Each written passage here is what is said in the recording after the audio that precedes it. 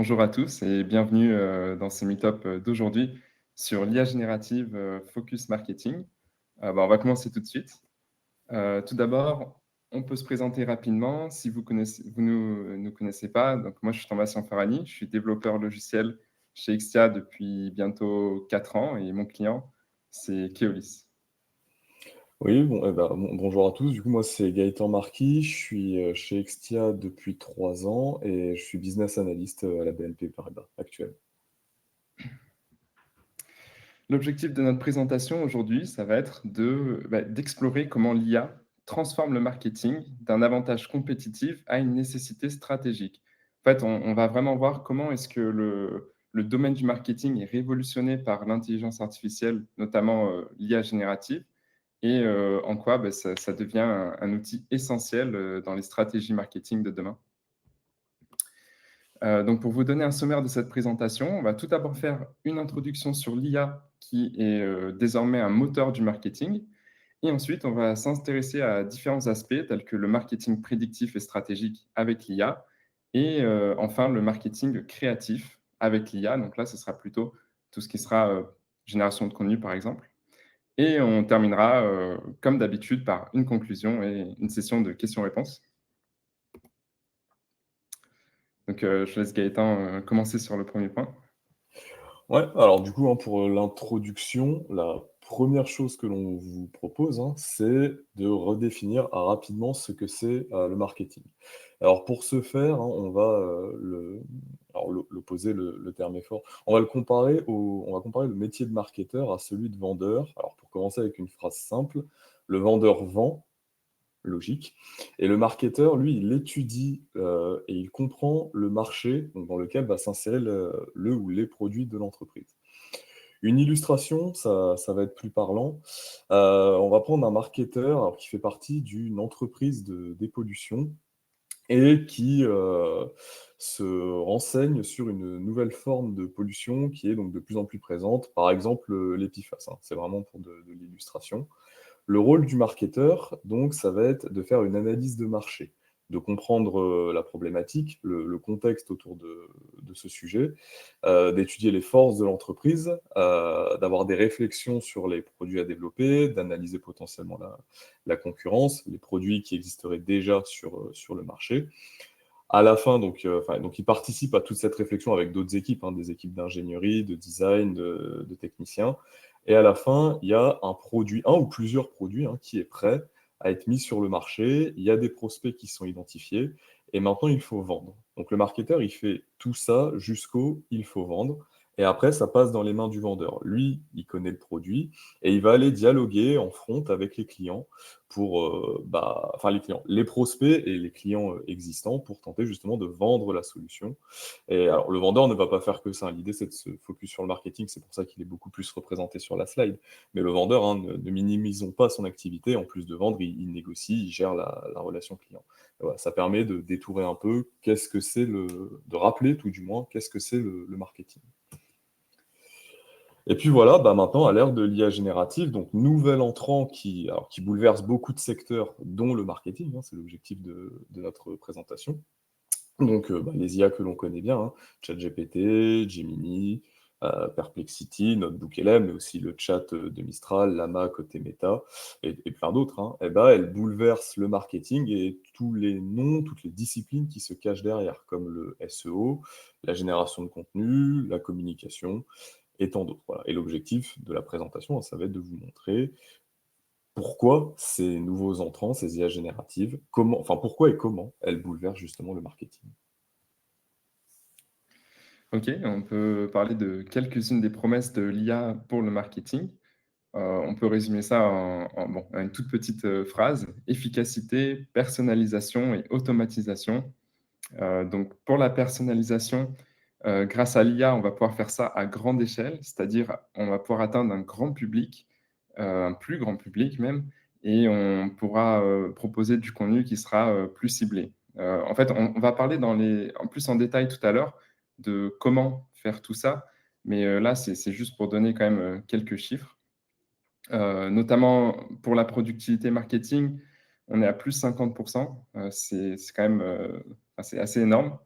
Donc, ça peut s'expliquer par une vitesse d'exécution et des capacités de production qui sont accrues, l'automatisation notamment de tâches répétitives comme la génération de contenu. Et on a un coût d'acquisition qui diminue de 37%. Donc, le coût d'acquisition, ça correspond à l'investissement qui est nécessaire pour acquérir un nouveau client. Donc, finalement, grâce à l'IA, désormais, le budget qui est nécessaire pour convaincre une personne de devenir client est réduit de 37%. Donc, pareil, c'est un chiffre qui est assez élevé et c'est possible grâce à notamment un meilleur ciblage, comme on l'a dit tout à l'heure, la personnalisation, des campagnes qui sont plus fines, des optimisations en temps réel. Voilà, encore une fois, tout ça, on va en reparler tout à l'heure un peu plus en détail.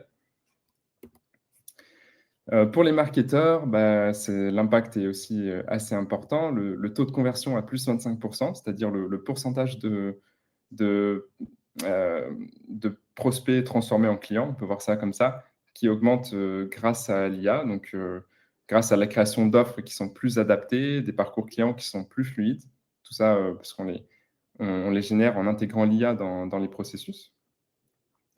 On a une étude aussi d'Harvard qui nous dit que la créativité dans le marketing augmente de 40% grâce à l'IA.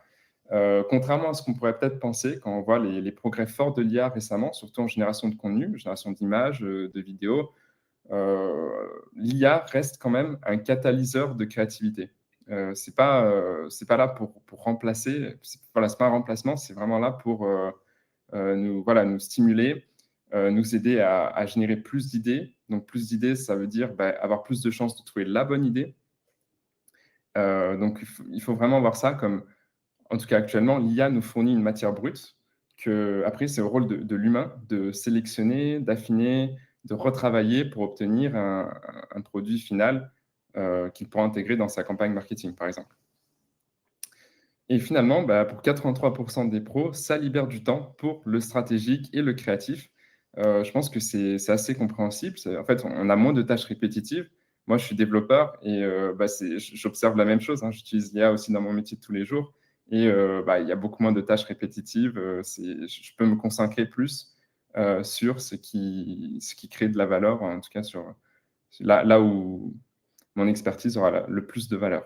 Donc pour le marketing, c'est-à-dire là, on a une aide vraiment forte sur le emailing, la segmentation, le scoring, voilà, enfin, des activités de tous les jours, peut-être pour les marketeurs, et la production de contenu. Donc ça fait les promesses sont assez grandes, comme on a pu le voir, on a des chiffres assez élevés, mais il faut quand même être conscient qu'il y a des défis. Et il y a des défis qui sont bien réels. On va en citer quelques-uns. Le premier, c'est le content overload, donc la surproduction de contenu. En fait, tout le monde publie partout, en même temps et de plus en plus parce que créer avec l'IA, finalement, c'est beaucoup plus rapide. Et le risque, c'est que les messages finalement se ressemblent. Et beaucoup de contenu, on peut aussi lasser la clientèle. Donc, ça devient de plus en plus difficile de capter l'attention des potentiels clients. Donc, voilà, il y a encore davantage d'intérêt de se différencier, d'avoir une forte identité de marque. Mais voilà, sur le deuxième point, vous pouvez voir qu'un des défis aussi, c'est le risque de fragiliser son identité de marque à cause d'une uniformisation des messages. En fait, beaucoup de marketeurs, par exemple, vont utiliser les mêmes outils d'IA, par exemple ChatGPT, ils vont utiliser les mêmes prompts. Et si on n'injecte pas, au niveau de l'IA, on n'injecte pas une forte identité de marque, on ne dit pas, par exemple, je veux que telle communication soit sous tel format, on risque de se retrouver avec des choses qui se ressemblent beaucoup. Et ça peut lisser quand même la différence entre les marques. Et ça, ce n'est pas une bonne chose. Donc, une fois de plus, il y a une forte importance pour les marques d'injecter leur ton, leur valeur, leur culture dans les contenus. Et enfin, le dernier point, moins d'idées divergentes, convergence vers des idées similaires. Donc là, en fait, ce que ça veut dire, c'est que, on a pu le voir tout à l'heure, en parlant de la créativité, en fait, l'IA, ça stimule la créativité, ça permet de brainstormer, de générer plus d'idées, mais en même temps, les idées qu'on va générer avec l'IA vont se ressembler de plus en plus. Si on prend l'exemple de plusieurs équipes de marketing qui veulent vendre un produit similaire, s'ils se basent sur l'IA pour générer en fait leur campagne, ou enfin, du moins les idées principales de leur campagne, c'est possible qu'il y a les mêmes choses qui vont ressortir et en fait, on aura moins de contenus divers, uniques. Donc, ça reste quand même à l'humain d'être là et d'utiliser l'IA comme un copilote. Euh, donc voilà, préserver la singularité de la marque est un impératif stratégique. Hop, ok. Et bien alors maintenant que l'on a fini sur l'introduction, on va pouvoir faire un premier focus sur la partie marketing stratégique et prédictif. Et encore une fois, qu'est-ce que l'IA va apporter à ce type de marketing? Alors en termes de marketing stratégique, hein, il y a plusieurs axes. Le principal, tout du moins l'un des principaux, pour ne pas minimiser les autres, ça va être les fameuses études de marché et comment aujourd'hui on peut en créer, en générer, tout du moins s'aider avec l'IA générative pour en faire. Donc là, on vous propose en fait un processus qui va permettre de conduire à la création d'une étude de marché, en commençant avec l'IA Perplexity. Alors, peut-être que certains d'entre vous ne la connaissent pas. Perplexity, c'est une IA. En fait, c'est un moteur de recherche boosté par l'IA. Donc, c'est un peu différent de ChatGPT. En fait, ChatGPT, pour bien comprendre, le mieux, ça va être de comparer les deux. ChatGPT, quand vous lui posez une question, quand vous faites une requête, la réponse qui va vous sortir, elle est basée sur les données qu'on lui a données en amont à l'entraînement.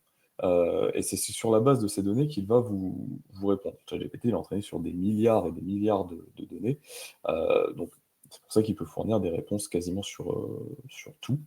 Et il faut faire une requête un peu particulière, par exemple parler d'actualité ou bien préciser recherche web, lorsque vous voulez que ChatGPT il aille faire une recherche sur Internet pour faire la réponse.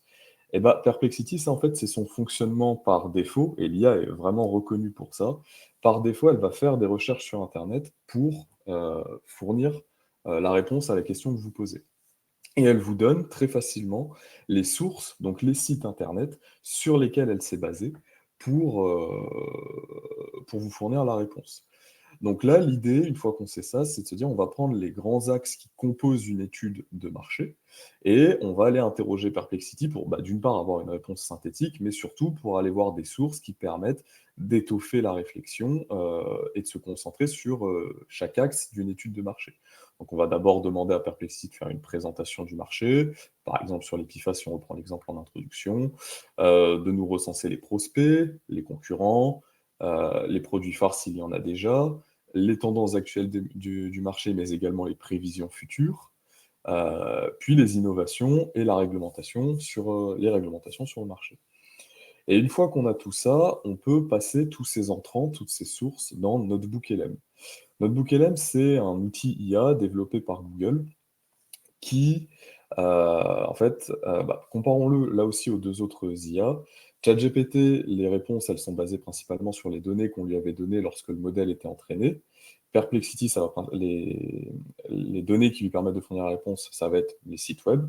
NotebookLM, ça va être les sources que vous lui donnez en entrée. Vous pouvez lui donner des PDF, vous pouvez lui donner des liens de sites web, des liens de vidéos YouTube, des documents qui sont dans votre espace Google Drive. Et c'est sur la base de toutes ces sources que vous avez fournies à l'outil que derrière, vous allez pouvoir interagir avec lui à la manière d'une IA très classique.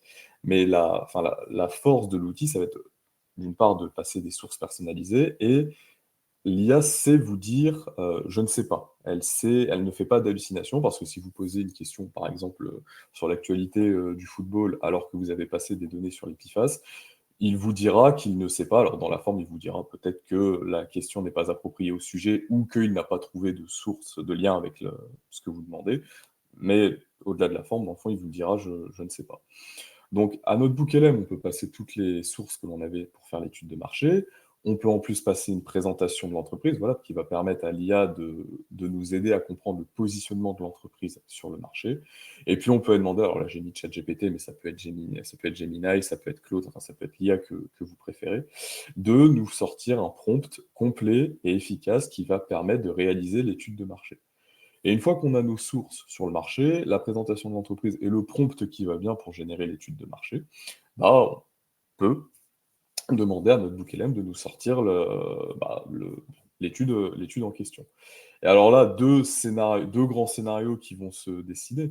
Soit ce que nous sort notre booklm, ça répond aux besoins, ça répond à l'attente, bah, on le garde, voilà, on a notre étude de marché. Soit on se dit qu'au moins ça a fait une V1, ça a mis le pied à l'étrier. Après, on regarde les limites de ce qui a été sorti et on va aller chercher d'autres informations. Alors là, on va interroger encore une fois l'IA de son choix pour aller chercher des informations complémentaires. Et par jeu d'itération, on va étoffer la V1 jusqu'à tendre vers l'étude de marché que l'on souhaite. Voilà, ça c'est une méthode, c'est une approche. En réalité, ça fonctionne pour plein d'autres choses qu'une étude de marché, mais là on parle de marketing, donc restons focus sur cet exemple. Et les avantages, bah, bien sûr, ça va être du gain de temps, ça va être ce jeu d'itération si nécessaire. Voilà, les IA vont jouer un peu un rôle de personne, entre très gros guillemets, avec qui on va pouvoir dialoguer, échanger pour étoffer nos idées. Et voilà, à la fin, on va pouvoir sortir une étude de marché qui va bien. Au-delà des grands axes qui constituent une étude de marché, on peut venir y ajouter les analyses sous forme de matrices très connues du marketing. On a la matrice SWOT, donc en français les forces et les faiblesses de l'entreprise par rapport à un marché, également les opportunités et les menaces induites par le marché sur l'entreprise.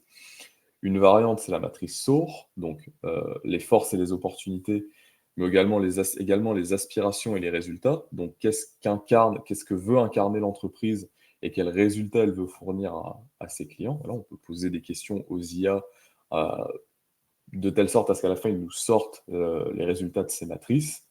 Et on en a d'autres, hein, des matrices, la matrice du mix marketing.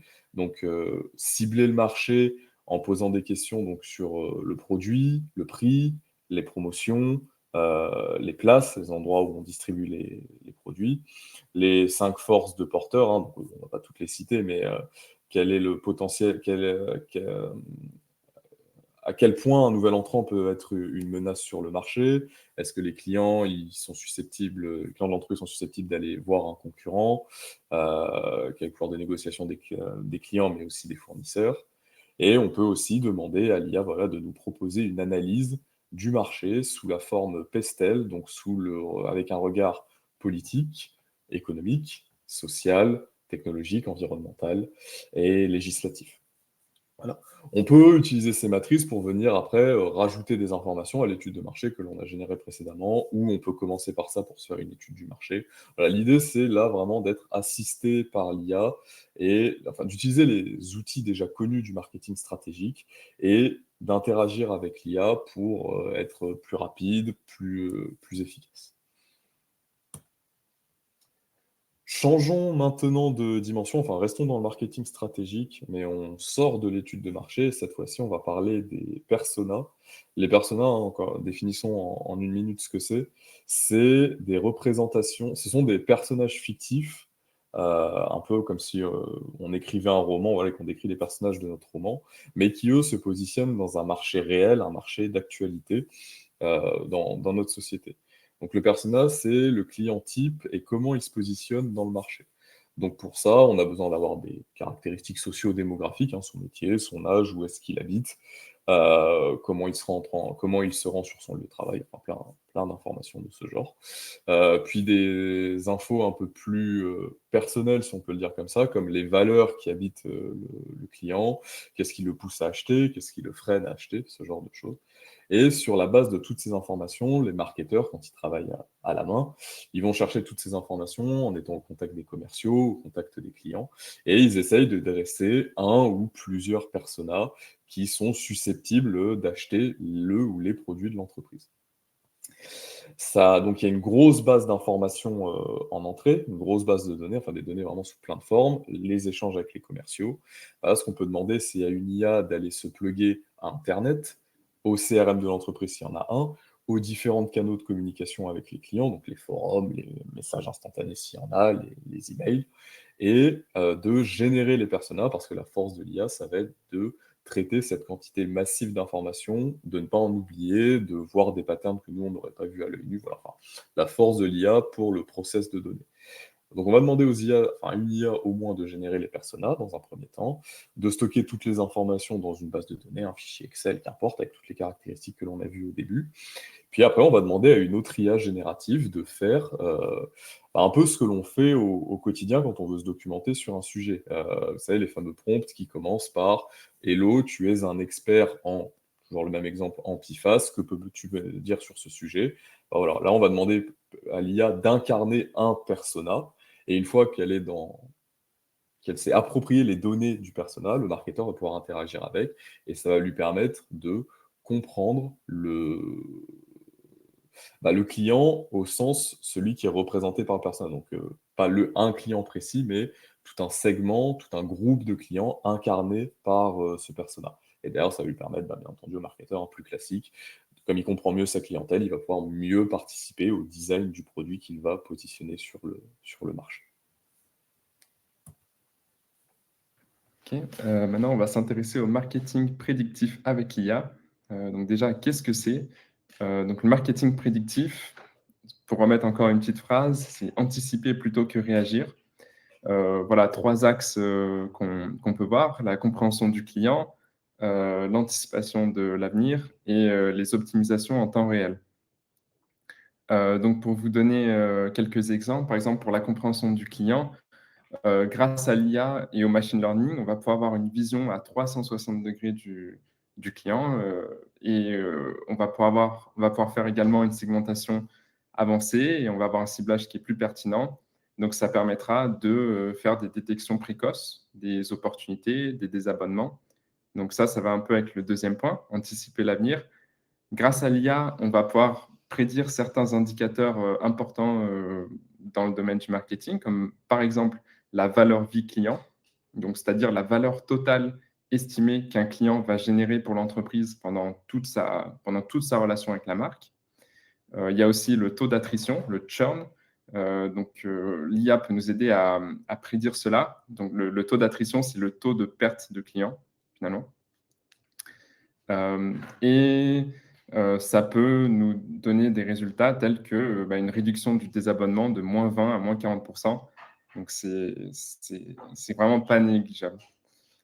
Pour ce qui est des optimisations en temps réel, l'IA est capable d'ajuster instantanément les campagnes marketing et de faire une réallocation intelligente des ressources, c'est-à-dire d'identifier qu'est-ce qui marche pas, où est-ce que je dois positionner l'argent, où est-ce que je dois signaler par exemple au marketeur que voilà, il y a une alerte à ce niveau-là, ou alors il vaudrait mieux faire une action sur telle autre chose, enfin, par exemple sur telle communication. Donc voilà, l'optimisation en temps réel, on va reparler encore un petit peu aussi tout à l'heure. Maintenant, quelques exemples concrets avec des études de cas. En premier, il y a l'IA Deep Brew de Starbucks. Je ne sais pas si vous connaissez ça. Je pense qu'ils en parlent peut-être pas forcément, mais en tout cas, ils utilisent cette IA-là pour faire des recommandations qui sont basées sur les préférences de l'utilisateur et sur le contexte.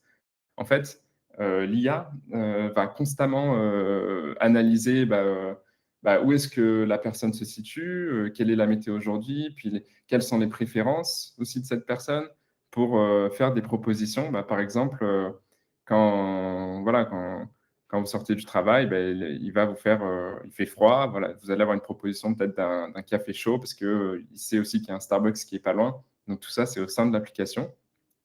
Et les résultats, c'est plus de commandes répétées, un engagement client accru. Maintenant, un autre exemple, là, pour le coup, c'est un exemple applicatif. C'est comment l'IA s'intègre dans les logiciels tels que Salesforce, donc des logiciels qui peuvent être utilisés par les équipes marketing. Pour le cas de Salesforce, ils ont une IA qui s'appelle Einstein AI, qui est intégrée directement à l'outil et qui fait pas mal de choses, comme par exemple l'analyse automatique des données clients pour générer des insights ou des indicateurs. Il peut aussi faire une prédiction du churn, donc comme on disait tout à l'heure, le risque de perdre, le taux de perte de clients finalement. Ça permet aussi de faire du scoring de lead, de suggérer aux marketeurs quelle est la prochaine meilleure action à faire, donc pour les guider un petit peu dans leurs tâches.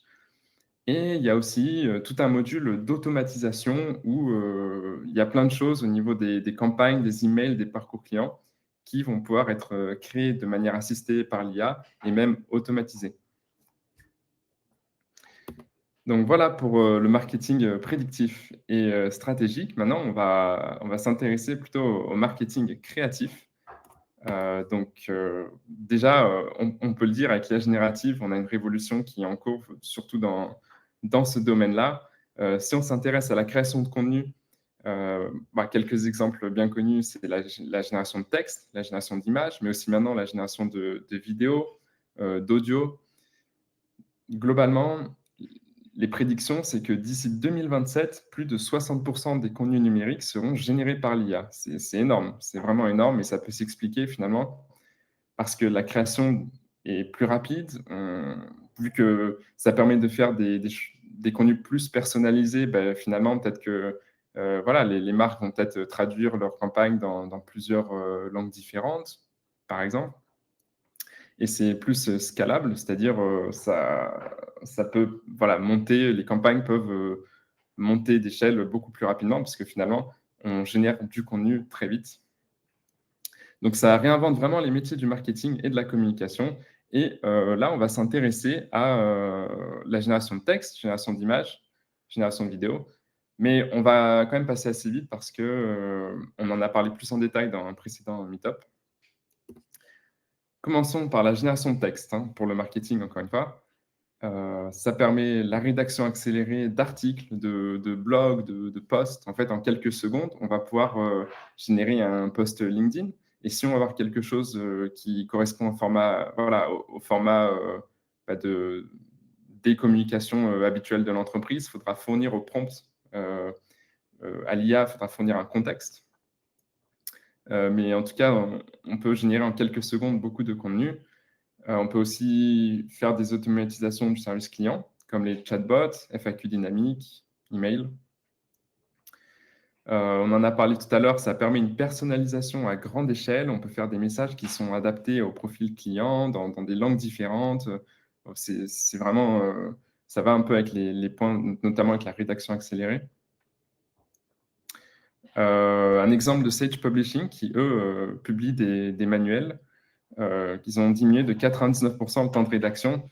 Bon, je pense que ça veut dire finalement qu'ils ont donné tout le travail de rédaction des manuels à l'IA, mais les résultats doivent être quand même bons, donc ils ont dû vraiment entraîner leur IA ou leur fournir tout le contexte pour réduire vraiment leur temps de rédaction et leur coût marketing. La génération de texte, c'est aussi l'idéation et l'inspiration. En fait, c'est l'IA se positionne comme un assistant créatif pour les contenus. On peut se servir de l'IA pour brainstormer, pour prototyper, pour chercher des idées. Et ça permet aussi, comme on en avait parlé au début de la présentation, un gain de temps pour les marketeurs. Ok, maintenant pour la génération d'images, bon, c'est des choses que l'on connaît tous. On rappelle rapidement le classement que l'on avait établi lors du meet-up précédent sur les meilleurs candidats à la génération d'images. Donc en première position, ChatGPT, suivi de très près par Gemini, et puis derrière, il y avait le chat de Mistral. C'est du classique. Avec ça, on va pouvoir générer de manière plus autonome et automatique des logos si on monte une entreprise, des miniatures de vidéos si on fait des vidéos sur YouTube, les images d'un site si on entretient un site web ou un blog. On peut prendre une image existante et la modifier, pareil, pour en faire une miniature ou ce genre de choses. Là, on a pris une image de Pedro Pascal qui va vous faire une présentation sur le marketing assisté par IA générative. Paraît-il qu'on ne voyait pas assez Pedro Pascal cet été, donc on s'est dit qu'on va en rajouter une couche. Et puis malheureusement, on n'a pas eu Pedro Pascal pendant la présentation. Vous nous en excuserez, on l'aura peut-être pour la prochaine fois. Ok, pour la génération de vidéos, c'est encore assez jeune, mais c'est en forte progression, notamment grâce à Google VO3. Vous avez peut-être vu du contenu créé par Google VO, peut-être sur Instagram ou sur Facebook. ça se remarque assez facilement. Comment on sait que c'est Google VO3 qui l'a généré? En fait, c'est que il y a de l'audio. Parce que VO3 marque la fin du cinéma muet par IA. Dans les vidéos qui sont générées, on a maintenant des dialogues, des bruitages. Donc, une petite révolution dans le domaine.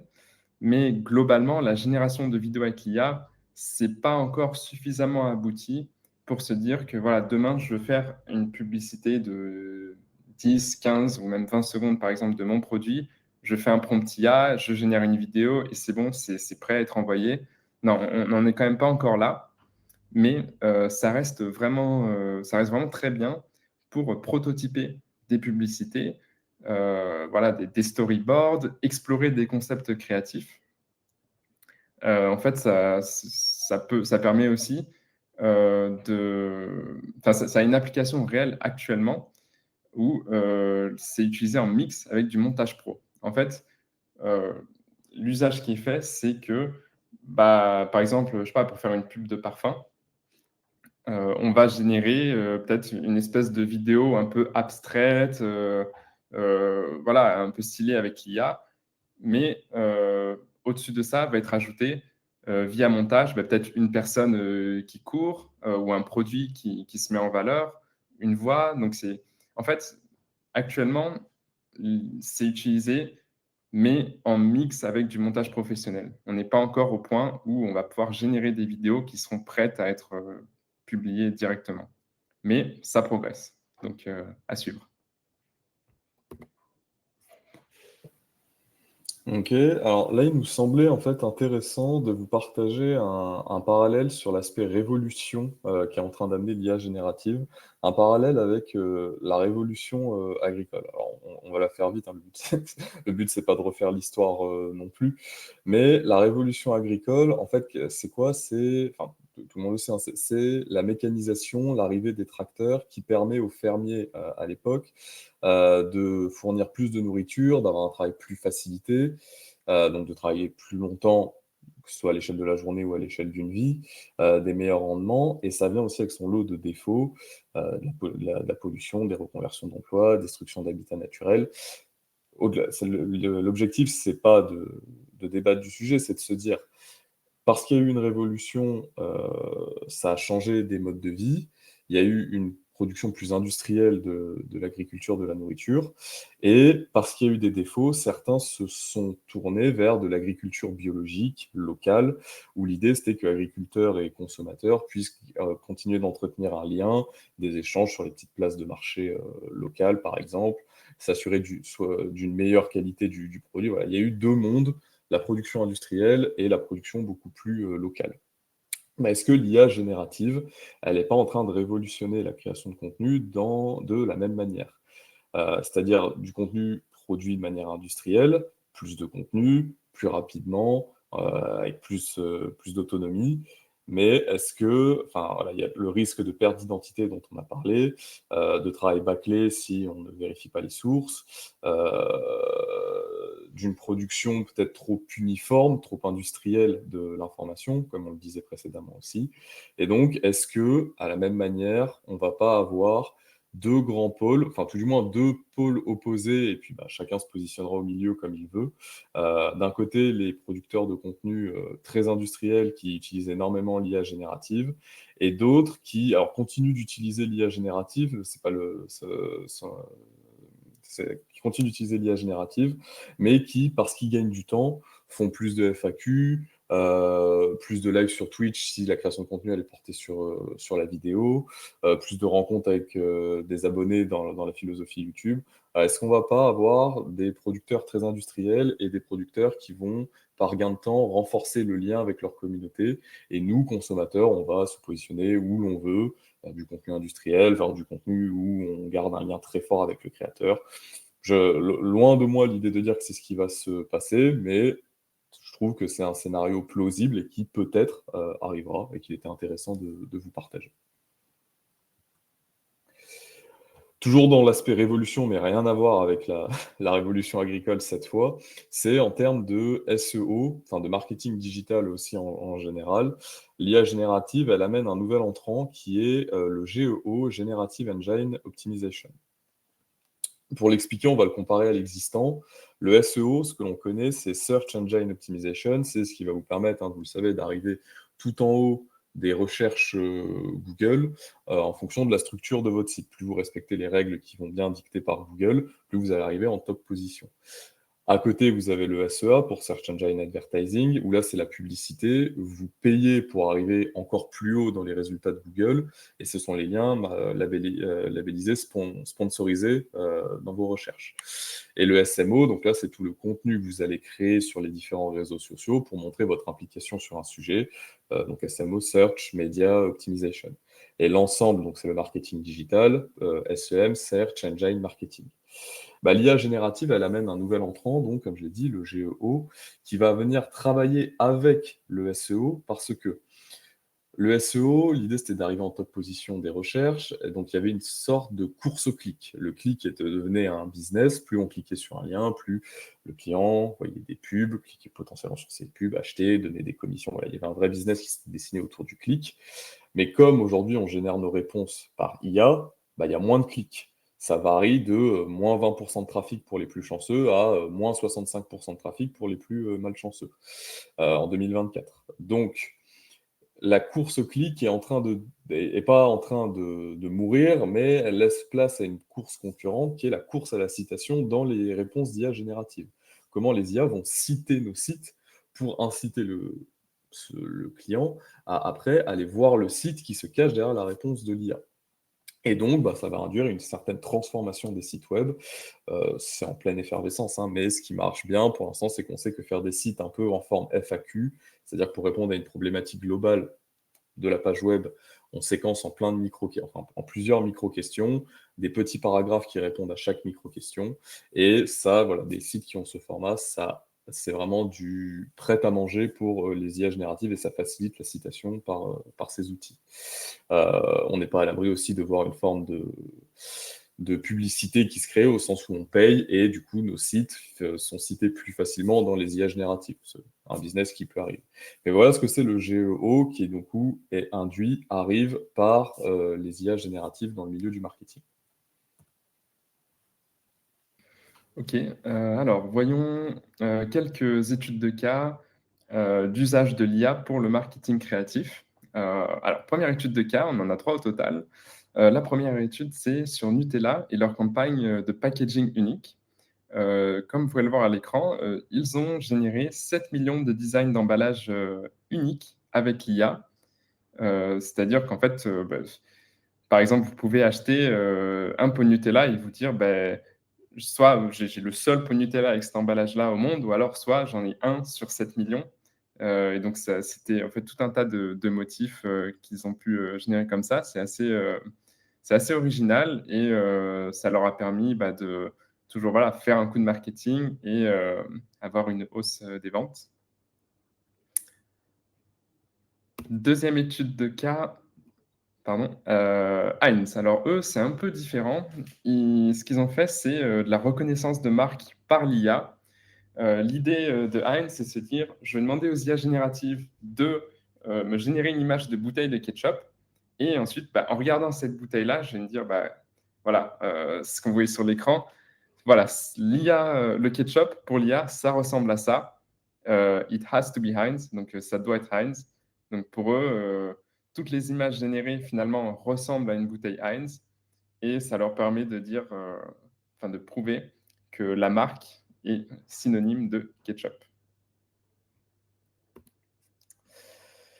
Ok, dernière étude de cas avec BMW qui, eux, ont voilà, fait encore un mix d'usage de l'IA pour la créativité marketing. Ils se sont dit, bah, avec The Ultimate AI Masterpiece, donc le chef-d'œuvre IA ultime, ils ont formé leur intelligence artificielle sur 50 000 œuvres d'art qui couvrent 900 ans d'histoire. Et à partir voilà, de cette IA formée, ils ont généré des motifs, des images qu'ils ont projetés numériquement sur la carrosserie d'un de leurs modèles. Voilà, vous pouvez voir quelques exemples. Bon, c'est un peu particulier, mais pour eux, voilà, ça reste, ça fait des designs quand même qui sont assez originaux. Et pour BMW, bah, ça montre que finalement, eux, c'est pas juste une marque automobile, mais aussi un symbole d'innovation et de culture.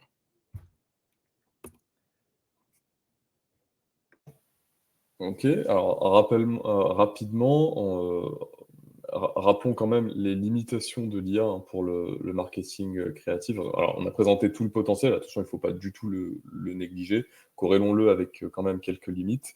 Donc, et aussi des rappels par rapport à ce qu'on a dit, précédemment. 1re limite, donc le risque de perte d'identité, hein. Si on a un contenu qui est trop basé sur l'IA générative, pas assez personnalisé, on perd l'identité de la marque. Donc indirectement, la confiance, tout du moins le lien que l'on crée avec les clients. Garder à l'esprit que ces IA, elles sont dites génératives et c'est vrai, hein, elles génèrent des images, elles génèrent du texte qui n'existait pas avant, mais ce sont aussi des IA de synthèse parce qu'elles se basent sur des choses qui sont créées par l'homme avant. S'il n'y avait pas, les photos, les vidéos, le texte, les IA ne pourraient pas les générer, derrière. Donc IA générative, oui, mais IA de synthèse aussi.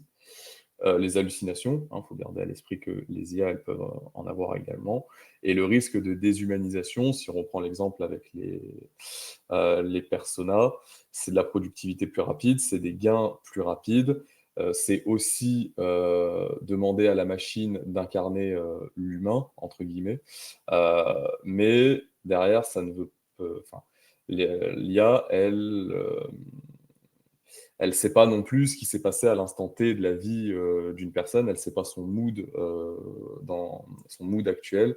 Il faut garder à l'esprit que c'est pour aider à comprendre le client, mais c'est pas le client, en tant que tel. Parce que si on tombe dans ce travers, voilà, on pourrait déshumaniser la relation. Voilà, garder encore une fois, hein, garder ça, à l'esprit. Juste ça. Puis, bah, maintenant, on va pouvoir passer à la conclusion de ce meet-up. OK, donc en conclusion, avec tout ce qu'on a pu, voir, bah, jusqu'à jusqu'à maintenant, l'IA dans le marketing, ça devient une nécessité stratégique. Ce n'est plus un avantage, c'est un impératif. Quand on voit les chiffres, par exemple, la productivité qu'on gagne, comment est-ce qu'on peut finalement utiliser l'IA, bah, voilà, pour faire des campagnes, créatives ou alors juste pour nous aider avec le brainstorming. Finalement, on peut faire un constat qui est quand même assez dur, mais je pense qu'il est réel. Les entreprises qui n'intègrent pas l'IA perdent en compétitivité dans le marketing. Voilà, une fois de plus, parce que l'IA permet un marketing plus précis, plus rapide, plus efficace et devient la colonne vertébrale des stratégies de demain. C'est-à-dire que si demain je veux faire une campagne pour un de mes produits, je vais penser, en fait, l'IA va s'intégrer à tous les niveaux. Au niveau du brainstorming, voilà, je vais utiliser l'IA pour trouver des idées, des slogans. Je vais aussi me dire, bon, bah voilà, si je veux faire une vidéo, comment je peux utiliser aussi l'IA générative pour m'aider à prototyper ou peut-être même en mix à me générer une partie finalement, par exemple, de ma publicité. Les emails, je vais aussi les générer avec l'IA, même si voilà, il faut toujours le retravailler. L'IA est copilote, mais ça devient quand même finalement présent dans tous les aspects de- du marketing. Aussi, l'IA, toujours dans une veine de conclusion, comment demain va se faire la collaboration, humain, IA? À l'échelle des entreprises, on peut imaginer alors si on reprend Notebook LM où, enfin, vous savez l'outil, vous passez vos propres sources en entrée et après vous discutez avec l'IA sur la base de vos sources. Est-ce que demain, les entreprises vont pas intégrer un service central dont la compétence, ça va être les agents IA, les knowledge base, voilà, recenser tous les documents de l'entreprise et laisser les équipes après discuter avec cette IA. Euh, Est-ce que ça, c'est pas quelque chose qui va se démocratiser? Je pense que ça existe déjà dans certaines entreprises. Est-ce que c'est pas quelque chose qui va se démocratiser? Ou une version plus, on intègre une IA comme ça, voilà, où on peut personnaliser nos knowledge base, et en fait, on en fait une par service. Ça permet de centraliser tout le contenu généré par soi-même et les collègues au sein du service, de discuter avec cette IA très spécialisée sur l'activité de l'équipe. Alors, est-ce que c'est pas des schémas qui vont arriver dans le temps? Est-ce que la collaboration humain-IA au sein des entreprises ne va pas se faire comme ça? Encore une fois, possible. C'est un scénario qui risque d'arriver, qui est peut-être déjà un petit peu là en réalité. Voilà, l'avenir nous dira comment la collaboration humain-IA au sein des entreprises évoluera. Pour finir, on peut faire une ouverture, sur, une des technologies émergentes, de l'IA, en ce moment, c'est, l'IA agentique. Donc pour définir l'IA agentique, en fait, c'est l'IA qui n'est pas juste là pour faire de la génération de contenu, mais qui peut agir de façon autonome. Pour vous donner un exemple concret, il y a le mode agent dans ChatGPT, que je pense que vous pouvez essayer. J'ai un doute s'il y a besoin de l'abonnement ou pas pour l'essayer. Mais comment ça fonctionne? En fait, l'IA va se constituer sa machine virtuelle. En fait, voilà, on va quand même lui donner un prompt, mais elle va se constituer son environnement dans lequel eh ben, elle va naviguer, faire des recherches, prendre des notes, et à la suite de ça, par exemple, bah, restituer du contenu, ou dans d'autres cas d'application, on peut s'imaginer que l'IA va elle-même, par exemple, faire une réservation pour vous. C'est peut-être une des applications possibles à l'avenir. Voilà, il y a plein de possibilités. On peut même imaginer des interactions multi-agents à l'avenir. Par exemple, des IA, des agents IA qui pourraient discuter entre eux. Comme on aurait un agent IA marketing lorsqu'il arriverait à obtenir un prospect qui transmettrait cette information-là à un agent commercial qui, lui, pourra redistribuer l'info, bah, par exemple, à des vendeurs, à des commerciaux de l'entreprise, etc., ou même d'interaction avec le service client. Donc, ça peut vraiment aller loin finalement, mais bon, on en est encore au tout début de ça. Mais voilà, globalement, ce que je pense qu'il faut retenir, c'est qu'à l'avenir, je pense que le futur marketeur est un collaborateur hybride. Donc, c'est un collaborateur humain, mais assisté par l'IA. Voilà, moi, je suis développeur et je peux dire la même chose de mon métier. Finalement, je suis développeur, mais j'ai mon copilote IA qui m'aide à me passer des tâches répétitives et à gagner, voilà, gagner en productivité, faire les choses les plus importantes.